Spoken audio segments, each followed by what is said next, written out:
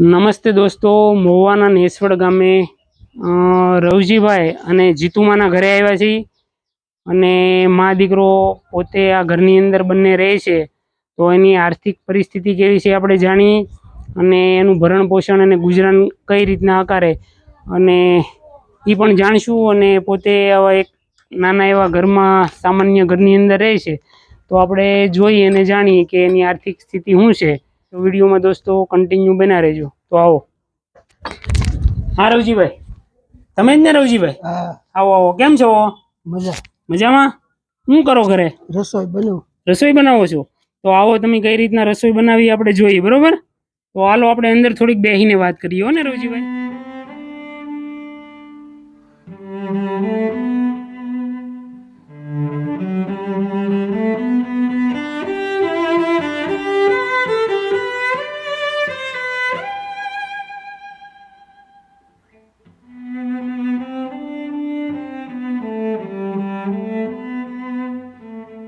રવજીભાઈ, તો આ તમે શું બનાવો?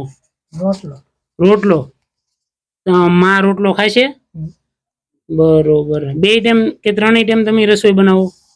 અમે આમ કઈ ઓલું નહીં, કઈ બપોરે ક્યારેક બનાવી નાખું, ક્યારેક સાંજે બનાવી નાખીએ. 3 ટાઈમ એમ નહીં. તો માં રોટલો ખાઈ લે કે ખાલી રોટલી જ ખાય? ભાખરી? બે વસ્તુ. રોટલી ને એવું ખાય, પછી ક્યારેક ખાય. પછી તમે મહેનત મજૂરી કરવા જાઓ? હા. તો પછી માનું કોણ ધ્યાન રાખે? હું આવું ત્યાં બધા તળવે. એવું? તમે સમજી લો કે કાયમ માટે તમને મજૂરી મળી રહે કે પછી તો મળી રહે તો મળે એવું. અચ્છા, એવું. મજૂરીમાં તમે કેટલા કમાઈ લો? મજૂરી કેવી રીતની મળે એમાં મળી. તમે કઈ બીમાર રહો છો? એવું કઈ નહીં, પણ બહુ મહેનત વાળી મજૂરી કરું ને ભારું કે તો સવાર ને એવું શ્વાસ ચડે એમ? હા, એ ઘડીક પોત. અચ્છા, બહુ મહેનત તમે કરો, બળ વાળું ને વજન વાળું કામ કરો તો તમને શ્વાસ ચડે એવું બધું? એટલે આમ ઘડીક પોત. અચ્છા, હા, થાકી જવાય ને ટૂંકમાં. દાડી કરીને તો હોય. કેટલા 250-300 રૂપિયા મળી જાય? એનું કઈ નક્કી ન. અચ્છા, 200 મળે ને 250 મળે એવું કઈ ફિક્સ ભાવ ન હોય? હોય મળે ને હોય મળે, જેવું મજૂરી મળે. તો દોસ્તો, રવજીભાઈ અને એના માં ઘરની અંદર બંને રહે છે અને રવજીભાઈ પોતે અત્યારે રોટલા બનાવે છે. ઘરની આર્થિક પરિસ્થિતિ બહુ નબળી છે અને રવજીભાઈ એમના માનું ખૂબ ધ્યાન રાખે છે અને માની પણ 70-80 વર્ષની ઉંમર છે. પોતે કઈ હલન ચલન નથી કરી શકતા અને ઘરની અંદર આ વરસાદની સિઝન છે અને ઘરની અંદર બહુ વરસાદ હોય ત્યારે આની અંદર પાણી પીડ્યા કરે અને માની કોઈ એવી પરિસ્થિતિ નથી કે માં હલન ચલન કરે અથવા તો પોતાનું પણ ધ્યાન રાખી શકે. તો રવજીભાઈ, અત્યારે બપોરનો ટાઈમ થઈ ગયો છે, તો તમે રોટલા અને બીજું શું બનાવશો? અરે શાક. બરોબર છે. અને આજે તમે ઘરે છો? કામ નહીં મળ્યું હોય આજે?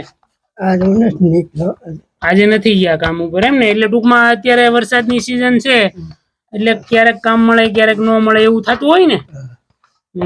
કાંઈ વાંધો નહીં. હાલો, તમે રોટલા બનાવો, અમે તમને રોટલા કેવા બનાવો જોઈએ, બરોબર? અમે જમી લઈએ કે આજે અહીંયા જમી લેવાનું હોય ને? કાંઈ વાંધો નહીં દોસ્તો. આપણે રવજીભાઈ જેવા મહેનતુ માણસ અને આ ઉંમરમાં એમના ની આપણે સ્થિતિ જોઈએ તો આપણને ખૂબ દયા ભાવ આવે કે ભાઈ રવજીભાઈ એનું એટલું બધું ધ્યાન રાખે છે. તો રવજીભાઈ, તમે કોઈ ચિંતા નહીં કરતા હો. અમે તમારા માટે છે ને 3 મહિના હાલે એટલું રેશનિંગ લાવ્યા. શું કહું રવજીભાઈ? એટલું બધું તો મારા પાસે ઊંધેડા ને એવું વાંધો અમારું થોડું કામ છે ને વ્યવસ્થિત રીતે મૂકી દેવાનું, એટલે આપણે ઊંધેડા આવે નહીં, બરોબર?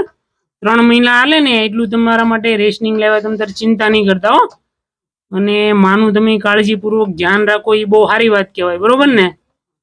કાંઈ વાંધો નહીં. હાલો, તમે રોટલા બનાવો હો ને? તો રવજીભાઈ, તમે રોટલા બનાવવાની શરૂઆત કરી દીધી? તો તમને હાથથી ન ફાવે રોટલો બનાવતા? ઓલા બૈરા બનાવે એમ? કાંઈ વાંધો નહીં. તમારી રીતે તમે તાર બનાવો, બરોબર? બહુ તમે મહેનત કરો છો. તમારી આંગળી એક નથી, તમને આંગળી એવું થયું? મજૂરી જતો ને તે ઓલે પતરું એક લાગે ગયેલું. અચ્છા, એટલે આ નખ વાળો ભાગ આખો નીકળી ગયો? ઓહો, પણ ધ્યાન રખાય મારા ભાઈ. માડી કેમ છો? સારું છે. તમને સારું છે? તબિયત સારા રહી તમારા? હા આ રવજીભાઈ બહુ મહેનત કરે. હા એમ દીકરો રે. તમારો દીકરો છે, તમારું બહુ ધ્યાન રાખે. રોટલા ઘડા હાથ ખોટી અમારી હો ને હાથ ભંગે. હા, તે લોહી ચડાવવાનું કીધું પછી વહી આવ્યા ભાવનગરલામાં વહી આવ્યા. ને આ રવજીભાઈ તમારું ધ્યાન રાખે મળી. નાના મળી બહુ સારું કહેવાય હો. રવજીભાઈ તમારું ધ્યાન રાખે આ ઉંમરે. હા એ રોટલો ઘડા હાથ ભંગી ના હાથમાં આટકું ભંગી જો કે તમારે લોહી ચડાવવું પડશે કે લોહી નથી કે તમારે. તમારું નામ શું માં? મન નામ દેબેન. તમારું જીવન મળી બહુ સંઘર્ષ વાળું છે. હા આવું બધું અમે જોતા હોય તો થોડુંક આપણે દુઃખ લાગે માં. આ ખોટી અમારી પોસાડે 2-3 વખત તમને? હા હા તૈયાર મને પડે ને હું અત્યારે તો સારું છે કે પણ અટણ. હા તમે હાલી ચાલી શકો કે? હા તમારથી હલન ચલન થાય કે બેઠા બેઠા હાલવું પડે? હાલો મળ્યો ન લેવો પડે. ઠીક ઠીક. ત્યાં જાઉં ને ઘેર રહું. ઘરે જ રહ્યો? હા હા મળી આ ઉંમરે તો દીકરો દવા છાંટવાનું જાય ને સરગા મારે ભણવું આવે પોટલું આવે ખાઈએ. કાંઈ વાંધો નહીં મળી. હું તમારા માટે છે ને 3 મહિનાનું રેશનિંગ લાવ્યો. ઘઉં, બાજરી, તેલ, કઠોળ. તો રવજીભાઈ છે ને તમને રસોઈ બનાવીને ખવડાવશે. હા એ રોટલો ઘડે હાથ ને માટકું ભંગી ગયું કે ઓપરેશન ન થાય કે તમારે લોહી નથી કે રોટલા કરે શાક કરે ને.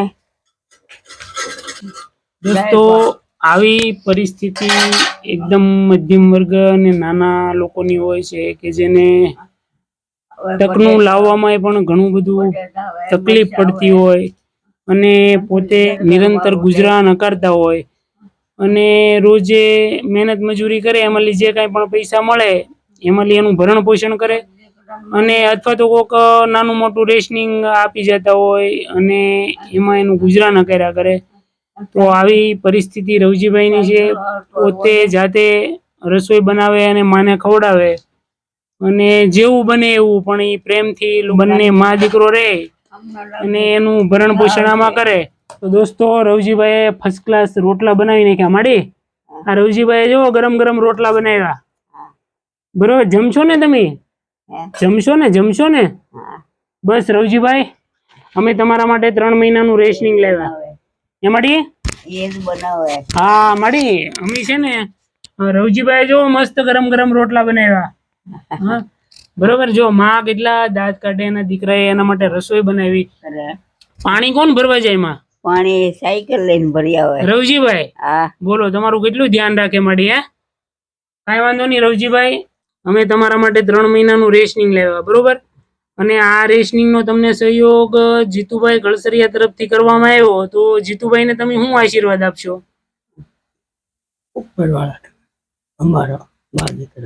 બસ બસ રવજીભાઈ બહુ ઓછું બોલે છે અને આપણને આ રેશનિંગ નો સહયોગ જીતુભાઈ ગળસરિયાએ સુરત થી કર્યો છે.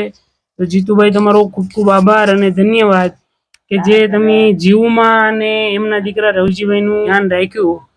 દોસ્તો તમને મારો વિડીયો પસંદ આવે તો લાઈક શેર અને ચેનલ સબસ્ક્રાઇબ કરવાનું ભૂલતા નહીં. ફરી મળશું આપણે એક નવા વિડીયો સાથે. ત્યાં સુધી આવજો અને તમારું ધ્યાન રાખજો. તો જીવમાં અમે જઈએ હવે.